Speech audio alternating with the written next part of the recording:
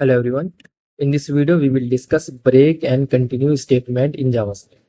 तो जावास्क्रिप्ट में जो ब्रेक और कंटिन्यू स्टेटमेंट हम यूज करते हैं, ये इसलिए यूज करते हैं किसी लूप से बाहर आने के लिए without completing all the iteration of that loop. अगर हम किसी लूप को रन करते हैं तो वो लूप क्या करेगा, जब तक कंडीशन फुलफिल होती है उसकी, हमने देखा है उसमें एक कंडीशन हम लगाते हैं, तो जब तक वो कंडीशन ट्रू रहती है तब ये कंडीशन जब तक ये ट्रू रहेगी तब तक ये जो इसका ब्लॉक ऑफ कोड होगा लूप का, ये रन करता रहेगा। और जब ये फॉल्स होगी सिर्फ तभी ये लूप से बाहर आएगा, ठीक है ना। लेकिन कंटिन्यू या ब्रेक स्टेटमेंट की हेल्प से हम इस कंडीशन के ट्रू होने से पहले ही लूप से बाहर आ सकते हैं, ठीक है ना। वो कैसे करते हैं उसके लिए देखते हैं। सबसे पहले वही लूप को जैसे हम डिफाइन करते हैं, फॉर लूप यूज करेंगे हम फॉर कीवर्ड के लिए। फॉर कीवर्ड से हमने यहाँ पर एक वेरिएबल क्रिएट किया नंबर्स नाम का, और उसमें एक एरे असाइन किया है, और एरे के अंदर 1 2 3 4 5 एलिमेंट्स हमारे पास है, ठीक है ना। अब हम एक फॉर लूप डिफाइन कर रहे हैं। फॉर लूप डिफाइन करने का क्या तरीका है, फॉर कीवर्ड, उसके बाद राउंड ब्रैकेट, इस राउंड ब्रैकेट में हम अपनी कंडीशंस रखेंगे, और उसके बाद हमारा ब्लॉक स्टेटमेंट। ये ब्लॉक स्टेटमेंट वो रहेगा जो आइटरेट होएगा, जो हमारा जब भी कंडीशन ट्रू रहेगी ये ब्लॉक ऑफ कोड हमारा एग्जीक्यूट होएगा। अब जो हमारा कंडीशनल ये जो हमारा राउंड ब्रैकेट है, इसके अंदर हम तीन चीजें डिफाइन करते हैं। फर्स्ट तो हम एक वेरिएबल यहाँ पर डिक्लेयर करते हैं। यहाँ पर हमने वेरिएबल डिक्लेयर किया आई और वेर कीवर्ड से, और उसकी वैल्यू इनिशियलाइज किया 0 से।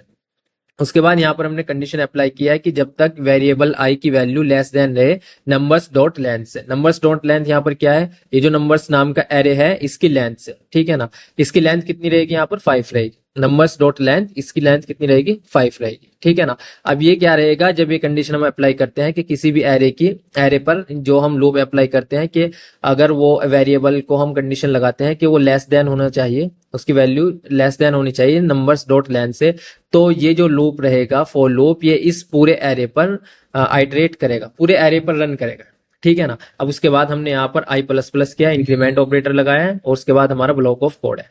अब हम देखते हैं इस ब्लॉक ऑफ कोड के अंदर हम एक कंडीशन डिफाइन कर रहे हैं। ब्लॉक ऑफ कोड के अंदर, ठीक है ना, फॉर लूप के ब्लॉक ऑफ कोड है, उसके अंदर अब हम कंडीशन डिफाइन कर रहे हैं इफ, और उसके बाद हमारा राउंड ब्रैकेट, और राउंड ब्रैकेट के बाद हमारा वही सेम ब्लॉक ऑफ कोड, ठीक है ना। कोई भी कर्ली ब्रैकेट से अगर हमारा कोड एनक्लोज होता है तो ब्लॉक कहलाएगा। अब उसके बाद हमने यहाँ पर एक कंडीशन डिफाइन किया कि नंबर्स आई, ठीक है ना। नंबर्स जो हमारा नंबर्स नाम का एरे है उस पर आई पोजीशन पर जो भी वेरिएबल होगा अगर वो ग्रेटर देन हुआ 2 से, ठीक है ना। ये कंडीशन क्या है हमारी, कि नंबर्स नाम के एरे में आई पोजीशन पर जो भी हमारा एलिमेंट होगा अगर वो ग्रेटर देन हुआ 2 से, ठीक है ना। आई पोजीशन पर यहाँ पर आई की वैल्यू क्या क्या रहेगी, स्टार्टिंग में आई की वैल्यू 0 रहेगी यहाँ पर, तो यहाँ पर आएगा नंबर्स 0 में 1 रिटर्न करेगा। फिर सेकंड टाइम में आई की वैल्यू क्या रहेगी, 1 रहेगी, क्योंकि यहाँ पर हम 1 का इंक्रीमेंट करें। सेकंड टाइम में आई की वैल्यू 1 हो जाएगी, फिर थर्ड टाइम में 2 हो जाएगी, 3 हो जाएगी, 4 हो जाएगी, ऐसे ऐसे ही चलता जाएगा जब तक ये कंडीशन फॉल्स ना हो, ठीक है ना। ये हमें इतना पता है कि आई की वैल्यू यहाँ पर क्या रहेगी, इंक्रीज होती रहेगी। तो हमने यहाँ पर क्या डिफाइन किया है, नंबर्स आई के नंबर्स नाम के एरे में जो आई पोजीशन पर जो भी एलिमेंट होगा हमारा, वो अगर ग्रेटर देन है 2 से, अगर वो ग्रेटर देन हुआ 2 से तो ये कंडीशन हमारी ट्रू हो जाएगी। और जब ये कंडीशन ट्रू हो जाएगी तो ये जो ब्लॉक ऑफ कोड है इसके अंदर जो भी हम कोड यहाँ पर डिफाइन करेंगे वो हमारा एग्जीक्यूट होगा। यहाँ पर हम क्या कोड डिफाइन कर रहे हैं, यहाँ पर सिर्फ और सिर्फ हम क्या करा रहे हैं, कंसोल करा रहे हैं, ठीक है ना। कंसोल में क्या करा रहे हैं, नंबर्स आई, और नंबर्स नाम के एरे में जो आई पोजीशन पर वो हमारा एलिमेंट है उसको देखो। इसमें क्या रहेगा कि आई की अगर 0 पोजीशन होगी, यहाँ पर आई की अगर 0 पोजीशन होगी, 0 इंडेक्स रहेगा, क्योंकि स्टार्टिंग 0 से रहेगी ना, तो यहाँ पर रिटर्न होएगा 1। अब 1 यहाँ पर फर्स्ट टाइम में यहाँ पर 1 रिटर्न होएगा ना, तो 1 के लिए ये कंडीशन फॉल्स रहेगी। जब ये कंडीशन फॉल्स रहेगी तो ये हमारे पास कंसोल में प्रिंट नहीं होगा, ठीक है ना। सेकंड टाइम में क्या रहेगा, आई की वैल्यू रहेगी आई की वैल्यू फर्स्ट टाइम में 0 रहेगी, और 0 के लिए जो एलिमेंट रहेगा हमारा 1 रहेगा, ठीक है ना। यहाँ पर एलिमेंट रहेगा आई की वैल्यू 0 के लिए एलिमेंट रहेगा हमारा 1, और 1 एलिमेंट के लिए ये कंडीशन फॉल्स है, ठीक है ना, क्योंकि 1 इज नॉट ग्रेटर देन 2, ठीक है ना। फिर इसके बाद सेकंड टाइम में आई की वैल्यू हो जाएगी हमारी 1, आई की वैल्यू 1 हो रही है, इस बार आई की वैल्यू 1 हो रही है। जब आई की वैल्यू 1 हो रही है यहाँ पर, तो नंबर्स आई पर हमारे पास क्या वैल्यू आएगी, 2 आएगी, ठीक है ना। नंबर्स आई पर हमारी क्या वैल्यू आएगी 2। इसकी इंडेक्स वैल्यू आई की वैल्यू 1 है, लेकिन यहाँ पर जो हमारे पास एलिमेंट आएगा वो 2 आएगा। अब जब 2 यहाँ पर एलिमेंट आएगा तो हम कंपेयर करेंगे, is 2 greater than 2? No, 2 is not greater than 2, but 2 is equal to 2, ठीक है ना। तो ये कंडीशन इस सेकंड केस में भी हमारी फॉल्स रहेगी। उसके बाद आइट्रेशन, नेक्स्ट आइट्रेशन आएगा आई प्लस प्लस होकर, तो उसमें आई की वैल्यू यहाँ पर आ जाएगी हमारी 2। इस बार आई की वैल्यू 2 आ जाएगी। आई की वैल्यू 2 के लिए यहाँ पर नंबर्स आई में कौन सा एलिमेंट आएगा? वो आएगा 3। जब 3 यहाँ पर आई की आएगा एलिमेंट, तो उसमें क्या रहेगा? ये कंडीशन ट्रू हो जाएगी, क्योंकि 3 इज ग्रेटर देन 2। 3 2 से ग्रेटर होता है। तो जब ये कंडीशन ट्रू हो जाएगी तो हमारा ये जो ब्लॉक ऑफ कोड है ये एग्जीक्यूट होएगा। जब ये एग्जीक्यूट होएगा तो ये कंसोल में क्या प्रिंट करेगा? हमारे पास 3 प्रिंट करेगा। 3 प्रिंट करेगा। 3 क्यों प्रिंट करेगा? क्योंकि आई की वैल्यू 2 पर जो एलिमेंट है, आई की वैल्यू 2 पर 2 इंडेक्स हो जाएगा ना। 2 इंडेक्स पर जो एलिमेंट है वो हमारा 3 है। इंडेक्सिंग 0 1 2, 2 से 0 से स्टार्ट होगी ना, तो 3 का जो इंडेक्स रहेगा वो 2 रहेगा। तो हमारे पास आउटपुट आ जाएगा 3। और उसके बाद हम नीचे क्या कर रहे हैं? यहाँ पर एक कीवर्ड यूज कर रहे हैं हम, ब्रेक, ठीक है ना। यहाँ पर क्या कीवर्ड यूज कर रहे हैं हम? ब्रेक कीवर्ड यूज कर रहे हैं। तो जब भी फॉर लूप के अंदर या किसी भी लूप के अंदर ब्रेक कीवर्ड एनकाउंटर होएगा, तो क्या रहेगा? तो वो डायरेक्ट लूप से एग्जिट हो जाएगा, ठीक है ना। अभी तक हम कहां तक पहुंचे थे? हमारे जो आइट्रेशन हुआ था सिर्फ 2 तक हुआ था। आई की वैल्यू 2 आई थी हमारे पास। आई की वैल्यू 0 से स्टार्ट हुई यहाँ से, और उसके बाद 0 के बाद आई की वैल्यू 1 हुई थी, फिर 2 हुई थी। जब आई की वैल्यू 2 हुई थी तो ये यहाँ पर हमें एलिमेंट मिला था 3। अब 3 एलिमेंट के लिए, उस 3 एलिमेंट के लिए हमारी ये कंडीशन ट्रू हो गई थी। जब ये कंडीशन हमारी ट्रू हो गई थी तो उस कंडीशन के ट्रू होने पर हमारे ब्लॉक ऑफ कोड रन हो गया था। जब ये ब्लॉक ऑफ कोड रन हो गया था तो उसने कंसोल में तो हमें प्रिंट करा दिया था कि आई की वैल्यू 2 पर कौन सा एलिमेंट है अरे के अंदर। तो हमने देखा था वो 3 है, तो उसने वो 3 प्रिंट करा दिया था। लेकिन उसके बाद वो नीचे वाला जो ये नीचे वाली लाइन एनकाउंटर कर रहा था, तो वहां पे लिखा हुआ था ब्रेक। तो ब्रेक में क्या होएगा? आई की वैल्यू इंक्रीज नहीं होगी। अब ये आई की वैल्यू जो इंक्रीज हो रही थी ना, और ये कंडीशन चेक हो रही थी, अब ऐसा कुछ नहीं होगा, ना कंडीशन चेक होगी ना आई की वैल्यू इंक्रीज होगी। जस्ट क्या होगा? ये फॉर लूप से बाहर आ जाएगा। कंट्रोल यहाँ लाइन नंबर 8 पर पहुंच जाएगा।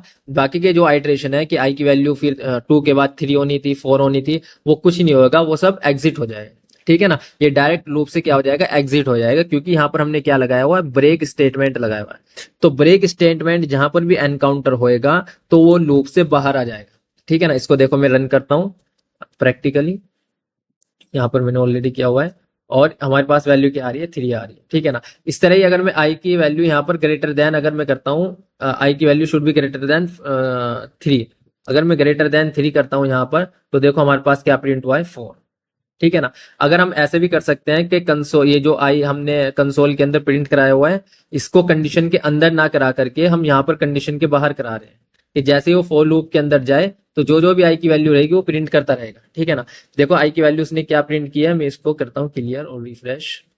स्टार्टिंग में तो आई की वैल्यू उसने 1 प्रिंट की है, सॉरी आई की नहीं, एलिमेंट की वैल्यू, ठीक है ना। नंबर्स आई एलिमेंट की वैल्यू, यहाँ पर कॉमा डाल के मैं आई की वैल्यू भी प्रिंट कराता हूँ, तो यहाँ पर दोनों वैल्यू हमारे पास आ जाएगी।